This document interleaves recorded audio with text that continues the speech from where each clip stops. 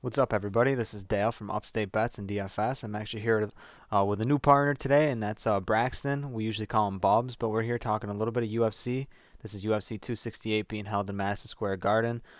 So this video, you're probably seeing this late Thursday, maybe Friday morning. But the event kicks off on Saturday.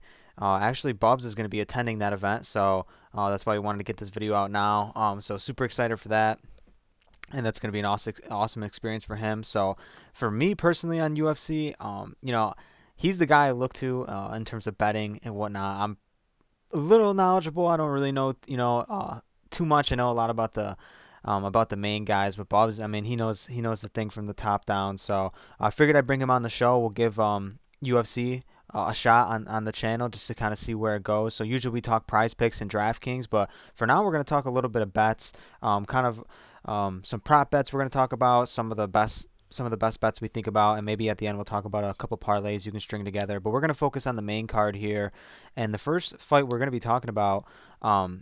A lot of people are saying this is going to be like fight of the night, really, and this is how the card kicks off on the main event. That's Justin Gaethje going against Michael Chandler. The odds I got right now, I got them all pulled up from FanDuel, BetMGM, DraftKings, PointsBet, Unibet. So a lot of these pretty much have Michael Chandler as plus 180, and then Gaethje as minus 215. So right now, what do you really think about this fight, Bubs? Love this fight. Absolutely love this fight. Definitely the fan favorite of the night. This fight is going to be nothing but violence. I expect both guys to come forward with a heavy, fast paced striking style. Gaethje brings the chaos, has heavy KO power. You know what I mean? He has a 91% finish rate. He is also never been finished. I mean, I take that back. He's never been to a decision in the UFC, and he has a 91% finish rate. And he's never been finished. I mean, and he's been finished in all his losses as well. So that guy, he's literally laying on the shield. He's going all out. And if you look at Michael Chandler, he has a 77% finish rate, and he's been finished in four of his six losses. So both of these guys have a crazy style where they bring the fight. Um, I'm personally going to fade the public here, and I'm going to take the over 1.5. I think a lot of people are expecting violence and over 1.5, and I believe it's at minus 120. I think that is great value for a fight that should go over. You know what I mean? Most fights go over 1.5, and I think that these guys are just known for violence, and the stats back it up. And I think that's why we're getting an almost pick 'em at this. So that would be my best bet, and I think Gaethje personally wins, but I wouldn't take him at. I think he's at minus 200. I think that's just not good value for a firefight. You know what I mean? And in a firefight, it's a coin flip. Any punch landed can knock anybody out. So minus 200 in a firefight like that is tough. I think he wins. Maybe if you want to do a risky parlay of Gaethje, take him.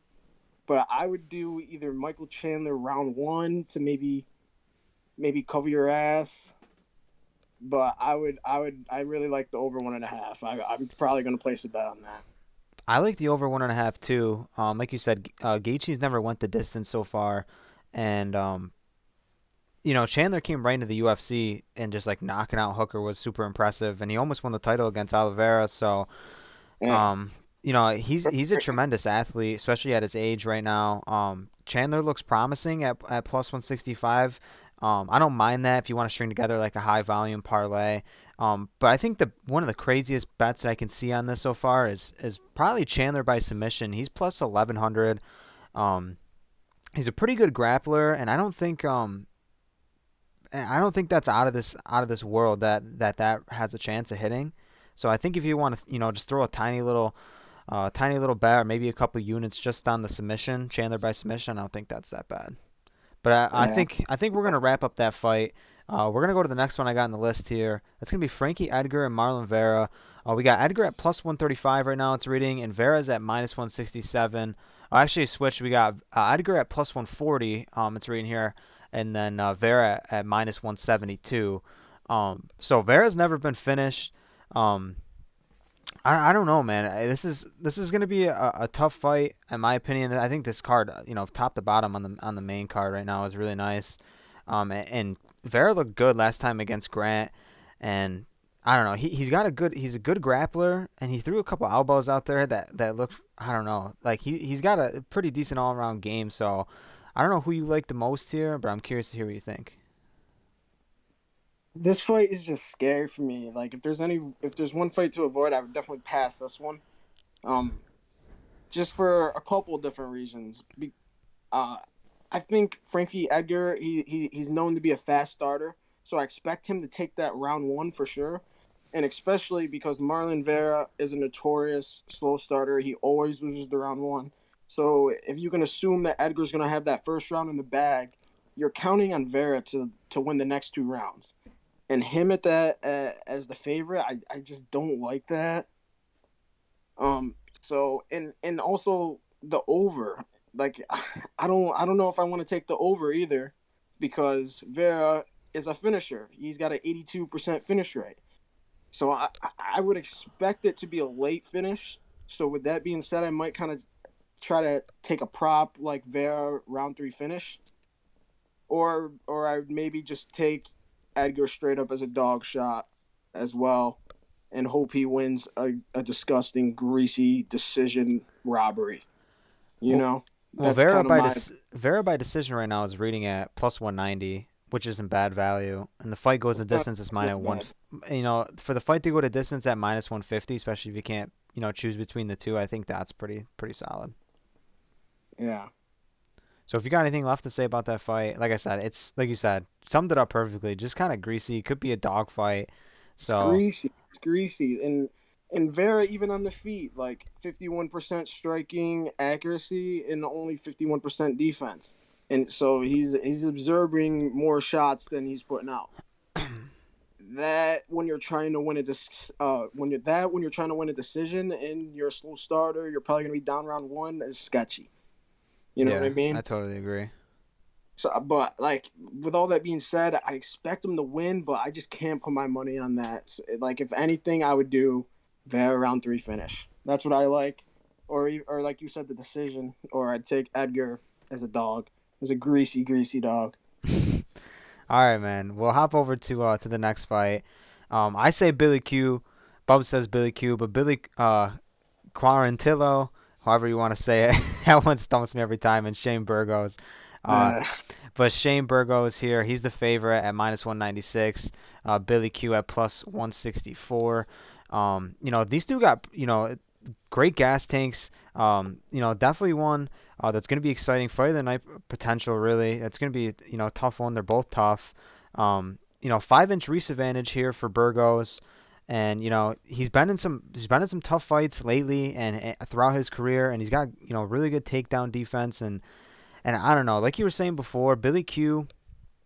We were talking about this earlier. Billy Q really only has one impressive win on his resume, so take it for what you will on that. I mean, that's more opinionated question, but me and Bub's opinion right now, um, we both kind of are leaning towards Burgos, but I'm curious to hear what you got to say. dude, love this fight, dude.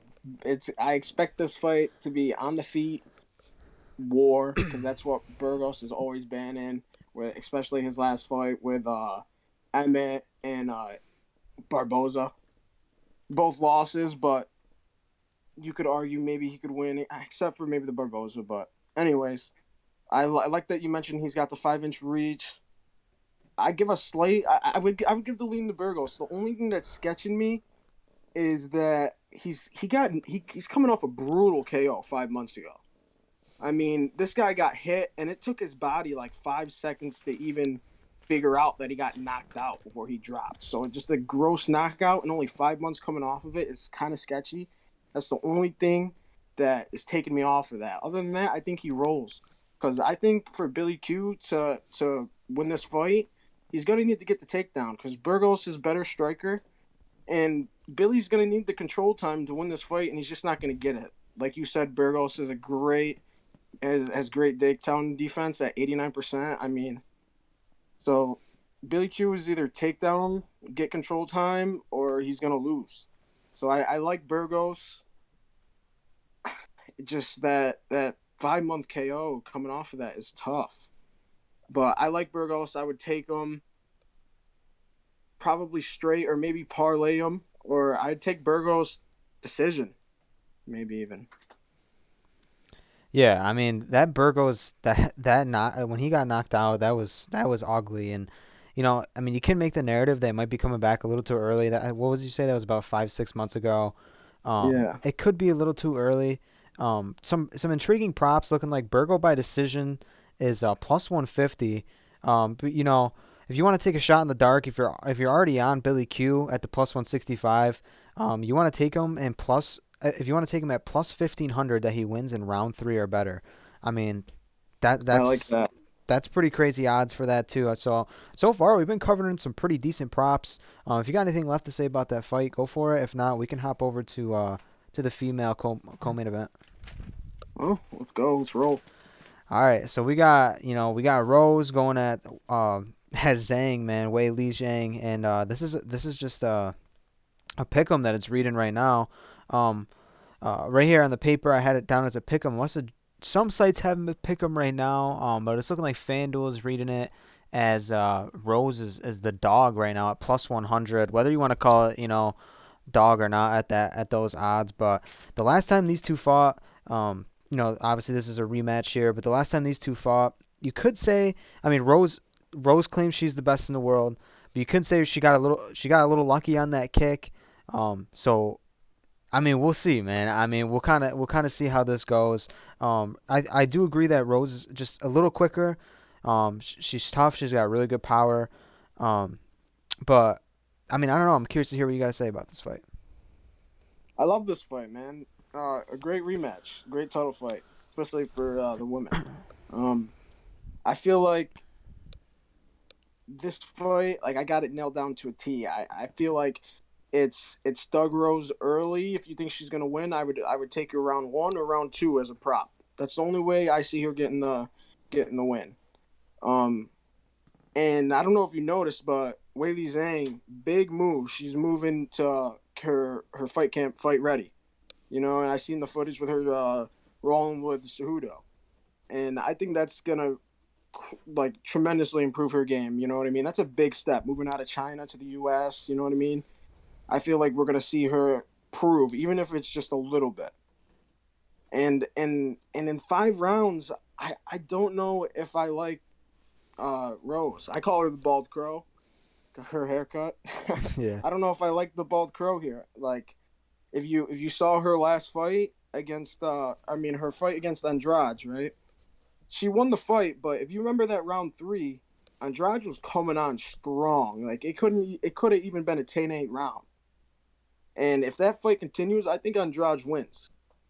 So with that being said, like I think Weili Zhang, wins the championship rounds, wins 4 and 5. I think it's depends on a competitive three because I see Rose winning it early because she's just so much quicker with her speed. She has good bounce and good footwork. You know what I mean? Like bobbing around the octagon, Yeah. kind of like Dominic Cruz style. So I can see her winning the first couple rounds. Well, I think But we both agree that the fight goes the distance unless Rose takes it in round one. yeah, So I mean, realistically, I mean, Whaley, she does got some power to her. She's more of like the bigger frame, I guess you can say. She does got some power. I mean, some props that might catch your eye is Whaley by KO or by decision. So you're basically kind of fading the submission here at plus 108. So you're getting a little bit better odds whether like than that. taking the rather than taking the pick'em, or you got Whaley by decision at 280. So like you said, I mean, if you're kind of fading Rose, in the first round, I think if you're gonna hammer Rose, I think hammer Rose in first round, Rose by knockout, Rose by hammer Rose on the Yeah, 110. yeah, I think you might as well just parlay all three if you're looking for your best odds, because I think that's the way the fight's gonna plan out. yeah, I agree. Like I don't see her winning a decision. There's just no way she wins a decision. And I don't know. I just maybe I'm reading into her fights a little bit too much, but she's always kind of struggled with like the mental side of the game, and I think you kind of see that when you get into championship fights in the fifth round, fourth round. Can you dig deep? Are you mentally strong enough to push yourself to a new level, new height? I don't Yeah, know. I don't know if she is that. You know, what I mean, she is the champion. She did beat her. I mean, it was a beautiful switch kick. I mean, she did trick Whaley Zhang. I mean, you could even see when she went to go throw the kick, you even saw Whaley like push her knees in like Thai style, like she's trying to Thais like block a kick, they'll push their knees in and they kind of like wave their hands. You yeah. can see her do that, and then boom, switch kick, knockout. Didn't see it coming, and then jumped on her. And that was the end of the fight. Kind of crazy. I mean, I don't see that happening again. You know, Yeah. so I expect it to go the distance, and I expect Whaley Zhang to win personally. So we're gonna go into the last fight here, and the last fight we're looking at, main event here, Usman and Covington.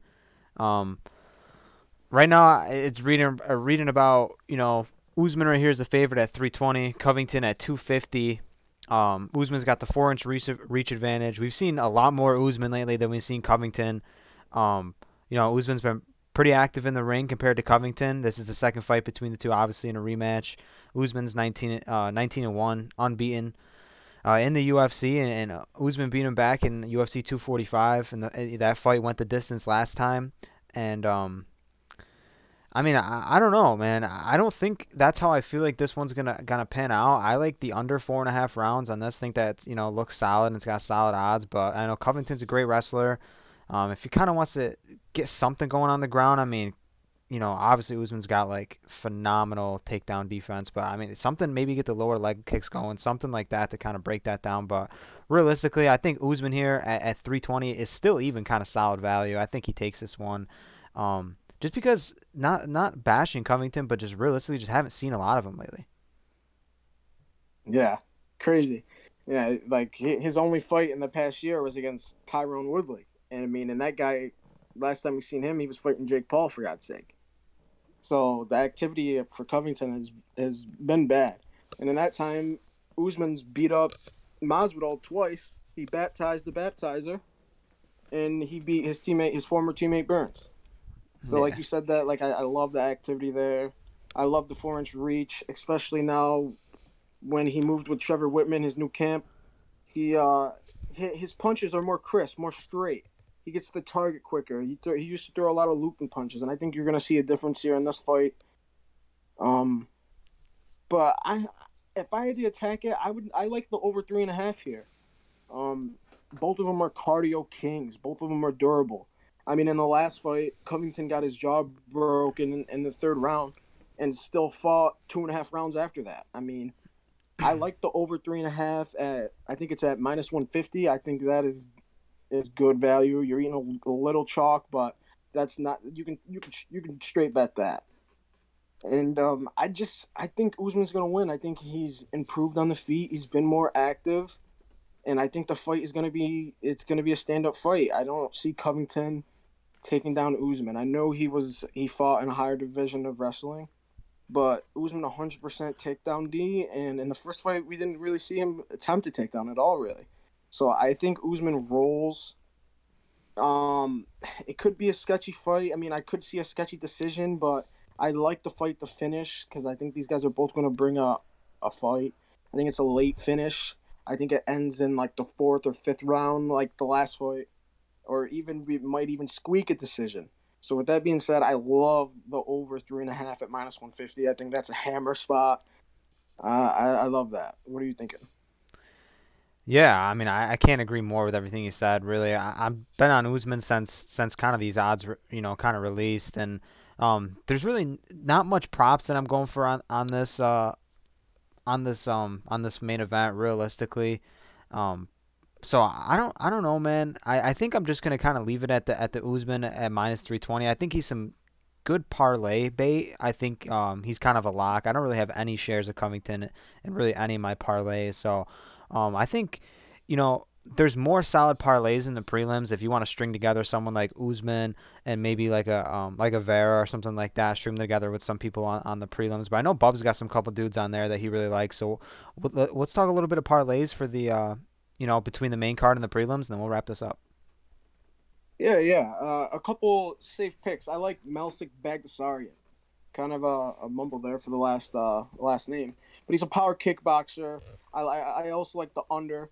Um, he's got a great like striking differential. He lands 6.6 significant strikes per minute, and he only absorbs 3.6. That's a three strike difference.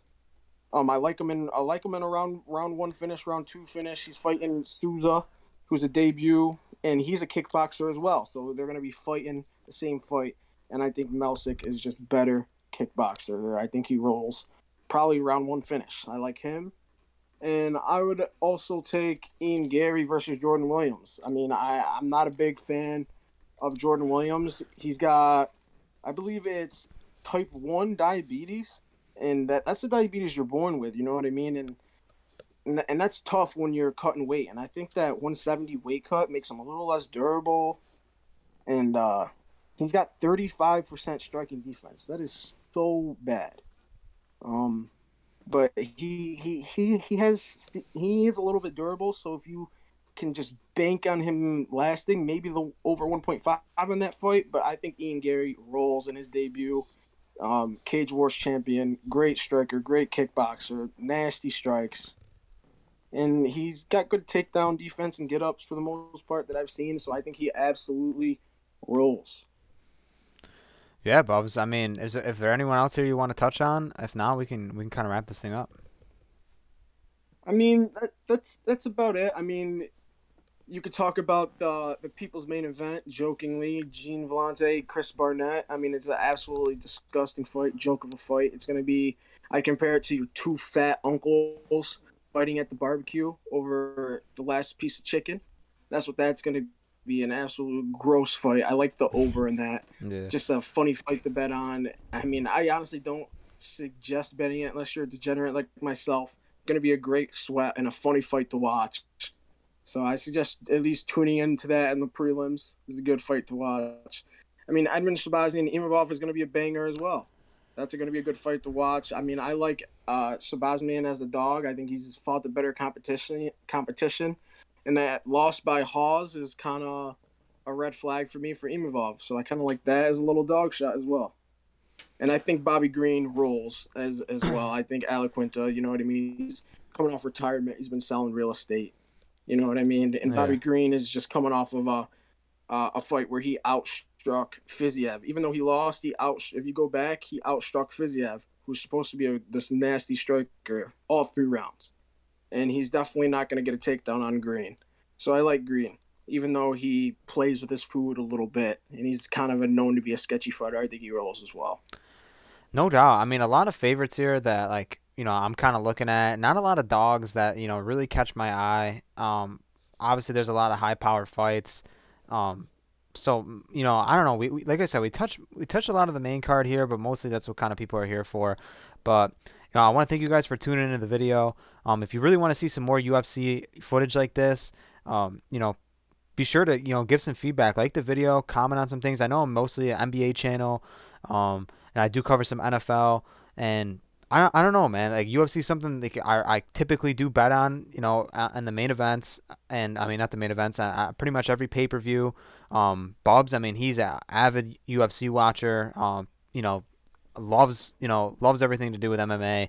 I got a couple buddies that are really into it, but I figured I'd bring Bubs on here. Me and him have been homies for since day one, realistically. So Riaz, he's into the UFC too, man. I can get him on here, and unfortunately, like I said, he's not feeling good, so he's not able to make the video today. But unless he would be here, so we're gonna start covering these for the most part. We'll see how they do. Like I said, Bubs is going to 268 in Madison Square Garden. He's leaving out the door tomorrow morning. So kudos to him. That's gonna be an awesome experience. And like I said, if you can share this, that'd be awesome. If you can leave some feedback, that'd be even better. So thank you guys for watching. I'll see you on the next one. Peace.